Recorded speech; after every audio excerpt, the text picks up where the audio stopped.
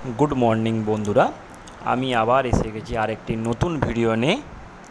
তো তোমরা যদি চ্যানেলে নতুন হয়ে থাকো তাহলে চ্যানেলটিকে সবার প্রথমে সাবস্ক্রাইব করে দেবে এবং পাশে থাকা বেল আইকনটি প্রেস করে দেবে, যাতে সবার আগে তোমাদের কাছে নিত্য প্রয়োজনীয় ভিডিওগুলি পৌঁছে যেতে পারে। তোমরা ভিডিও থাম্বনেল দেখে বুঝতেই পেরে গেছো আজকে কী নিয়ে আমি আলোচনা করতে চলেছি। তাহলে চলো বেশি দেরি না করে শুরু করা যাক। আমি আগের ভিডিওতে আলোচনা করেছি কেপি কনস্টেবল পরীক্ষা কবে নাগাদ হতে পারে, সেই বিষয়ে মোটামুটি একটা তোমাদেরকে ধারণা দিয়েছি।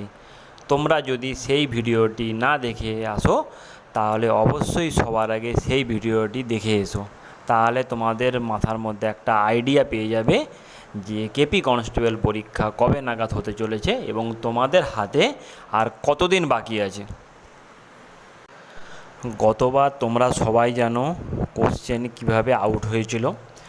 তো এইবারে যদি কোশ্চেন আউট না হয় তাহলে আগের বারের থেকে কাট অফ অবশ্যই কম যেতে চলেছে।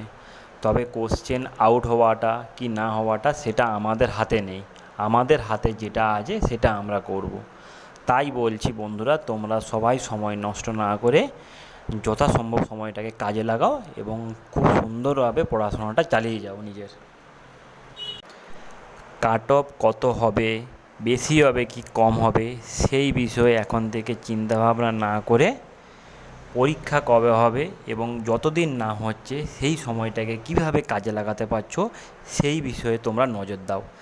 কারণ একটা জিনিস তোমরা সবসময় মাথায় রাখবে, কাট অফ কত হবে সেটা পরীক্ষার আগে কখনোই কেউ বলতে পারবে না। আমি কেন, কোনো ইউটিউবার বলতে পারবে না, কোনো পিআরবির কোনো মেম্বার বলতে পারবে না। কারণ কাট অফ অনেক কিছু জিনিসের উপর নির্ভর করে। কতজন পরীক্ষার্থী বসেছে, কতজন পরীক্ষা দিল, কোশ্চেনের প্যাটার্ন কীরকম, প্রত্যেকে কতজন নাম্বার পেল, অনেক কিছুর উপর নির্ভর করে।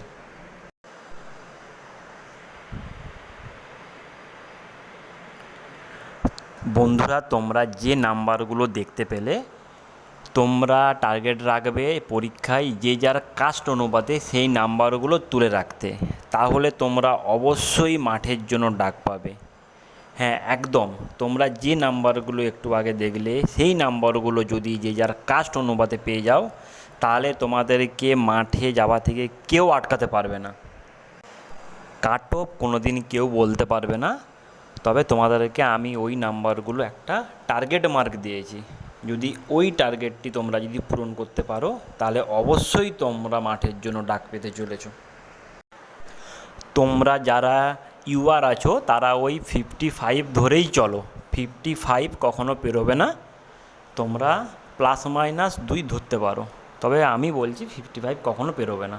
তোমরা 50ও যদি পাও তাও তোমরা মাঠে ডাক পাবে। এইবারে তোমরা নিশ্চিন্ত থাকো, এইবারে আর কোনো মতেই কোশ্চেন আউট হবে না। তোমরা বিন্দাসভাবে পড়াশোনা চালিয়ে যাও এবং তোমাদেরকে যে নাম্বারটা বলেছি সেই নাম্বারটা তোলার চেষ্টা করো। ঠিক আছে, সবাই ভালো থেকো, টাটা।